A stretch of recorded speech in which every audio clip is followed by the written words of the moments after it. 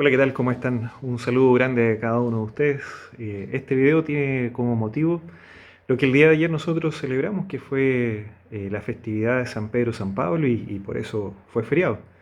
No tiene nada que ver, por si acaso, con estos dos amigos que nos han acompañado en la televisión, sino con San Pedro y San Pablo, que vivieron o muy cerca de Jesús o a los pocos años de su muerte. ¿Quién son cada uno de ellos y por qué los recordamos? Bueno, San Pedro es el primero que recibió el llamado de Jesús junto a su hermano Andrés, que lo vemos ahí en Mateo 1:16. Ambos dos eran pescadores y mientras echaban las redes al lago, Jesús le hace una invitación a ser pescadores de hombres. Y es una invitación que no pudieron resistir. El llamado tanto a Simón, como se llamaba originalmente Pedro, como a los demás discípulos nos habla inmediatamente de la importancia de la comunidad para la misión. Sin comunidad no hay reino y por otra parte el llamado amplio y abierto que se nos hace para llamar a misionar no solamente a algunos, sino que a todos los hombres, entendiendo la palabra hombre en el sentido genérico, es decir, como les decía, para todos. Simón y los demás discípulos responden al llamado entendiendo que tienen que dar una respuesta radical. Dejan todo para seguir al Maestro. ¿Qué más podemos decir de Pedro? Bueno, el cambio de su nombre es un momento muy importante. Pasar de Simón Pedro le da una nueva identidad. Lo renueva también en su propósito y en su misión. En el Evangelio de Juan, capítulo 1, versículo 42, Jesús le dice: Tú eres Simón, el hijo de Juan, tú te llamarás Cefas, que quiere decir piedra, y que fue traducido al griego como Petros y luego al latín Petrus, y a nosotros nos llega como Pedro.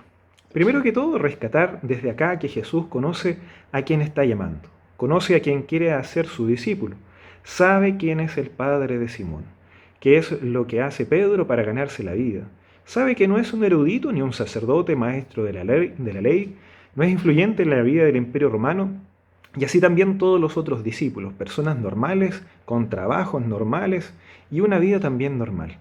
Aquí quiero hacer una pausa porque en ocasiones creemos que solo personas extraordinarias pueden hacer cosas extraordinarias y no siempre es así. Todos tenemos la oportunidad de ser protagonistas de la historia, solo que tenemos que dar el sí al desafío. Pedro lo hizo y en él Jesús confió para que fuera la piedra sobre la cual iba a cimentar una experiencia de humanidad que llega hasta el día de hoy y que la vivimos y también la compartimos. La experimentamos y nos mueve. Una experiencia humana que tiene como eje a Jesucristo y su Evangelio, movido esencialmente por el amor y el cariño eterno de Dios hacia la humanidad y su creación. Entonces, la vida de Pedro estará ligada a la de Jesús para siempre, y que a pesar de los altos y bajos reconoce en Jesús como el Hijo de Dios vivo. Dice así: Tú eres el Mesías, el Hijo de Dios vivo. Mateo 16:16. Y luego de eso añade: Tú eres Pedro, y sobre esta piedra construiré mi iglesia. Pedro se convierte así en piedra de una comunidad, que comienza con los 12 apóstoles y hoy se extiende a través de todo el mundo y que llamamos iglesia. Una responsabilidad que se va traspasando y depositando por los años en quien es elegido como Papa. Nuestro Papa actual es el Papa Francisco, quien tiene la responsabilidad de custodiar y dar continuidad al primer llamado de Jesús que le hace Pedro. Por esto es tan importante la iglesia y la experiencia en comunidad, porque dentro de ella vivimos el deseo de Jesús para dar continuidad a la promesa que Jesús nos hace, de una vida nueva y renovada que nos conduce al reino del Padre en la vida eterna.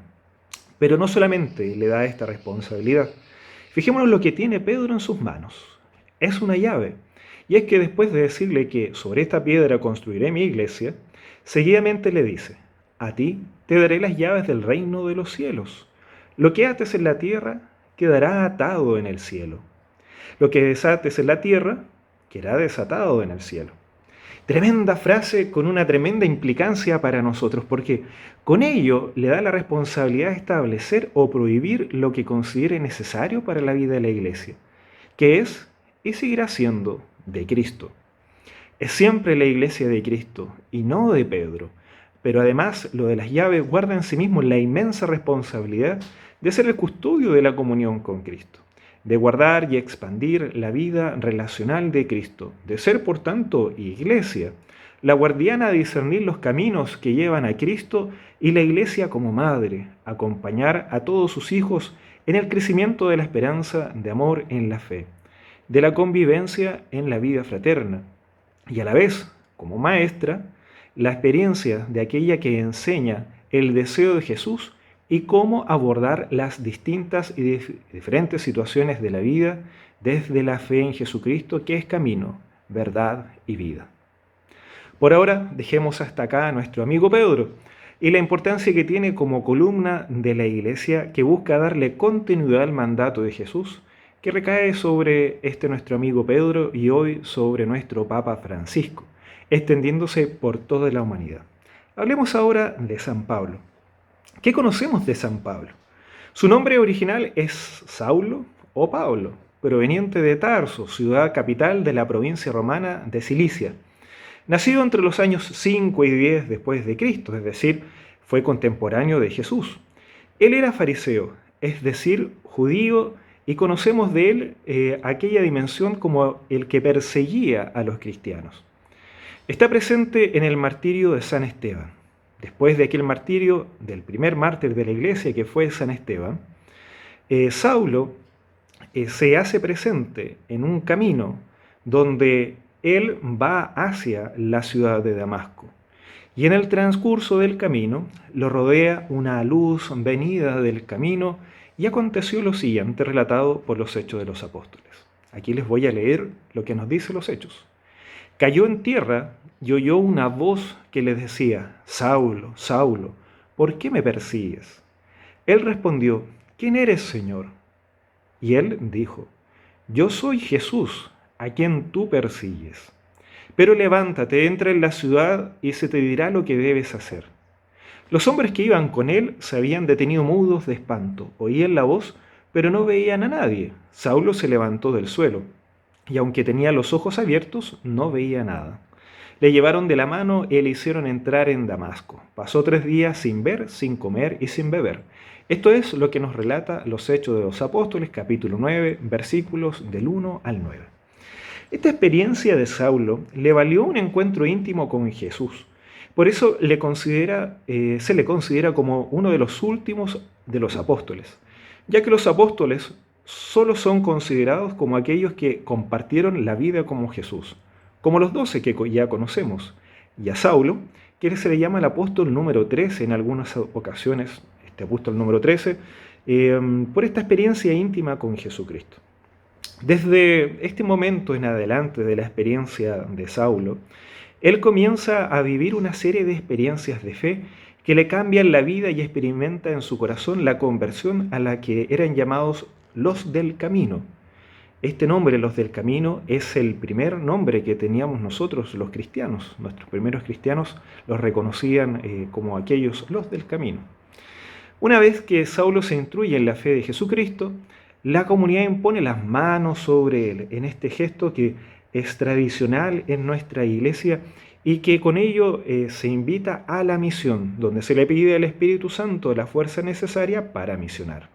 Bien, entonces, uno de sus grandes compañeros en esta misión, en la misión de Pablo, es Bernabé, y junto con él son enviados a una misión.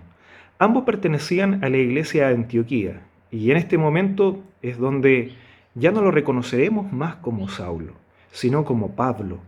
Por mano de Lucas, quien escribe los Hechos de los Apóstoles y nos relata este acontecimiento, podemos revisar que en este momento, en el capítulo 13, adelante y siguientes, es el momento en que coincide también con otra situación muy importante. Los primeros cristianos ya no son llamados más los del camino, sino que pasan a ser llamados cristianos, como hoy día nosotros somos reconocidos como los seguidores de Cristo. Entonces, en ese momento en adelante hay una conversión, un cambio también ontológico, hay un cambio también de la persona que, como decíamos en el caso de Pedro, cuando en la Biblia se hace un cambio de nombre, bueno, es porque se va a comenzar una misión nueva y diferente por parte de Dios. Pablo comienza un camino que recorre por múltiples lugares llevando el Evangelio a muchas ciudades. Anunciando a Jesucristo, envía cartas a varias comunidades cristianas, animando, interpelando, exhortando, siempre llamando a la conversión del corazón. Es por esto que lo reconocemos como la segunda columna de la Iglesia, ya que ayudó profusamente a expandir el cristianismo y a dar ánimo a las comunidades. Otro dato importante que no podemos dejar de lado de Pablo es que él participó en el primer concilio de Jerusalén, fechado por ahí por el año 50 después de Cristo, relatado en el capítulo 15 del libro de los Hechos de los Apóstoles. En este concilio participaron los apóstoles y algunos ancianos. Entre los participantes, además de Pablo, estaba Pedro, quienes discutían un tema muy importante para la época: la circuncisión o no de aquellos que no tenían origen judaico y que estaban abrazando al cristianismo, y otros temas más de los cuales también tomaron algunas decisiones. Sobre la circuncisión se decidió que no era necesario. De esta manera también se marca una diferencia con la religión judía, y damos gracias a Dios también por esta decisión. Bien, hasta acá llegamos por hoy con esta explicación de cómo y por qué los reconocemos pilares de la Iglesia, sustento de nuestra familia. Por una parte, a Pedro Jesús le pide ser la piedra de la Iglesia, y por otro lado, Pablo, profuso misionero que al igual que otros difunde la fe en medio de las naciones. Es por eso y otras cosas más que hoy los recordamos tanto cariño. Gracias por acompañarme el día de hoy. Que San Pedro y San Pablo nos den la fortaleza y la fe para que nos anime a ser misioneros en nuestros hogares y en medio de la realidad donde el mundo nosotros vamos conviviendo y compartiendo. Que el Señor los bendiga y que les regale su paz. Muchas bendiciones.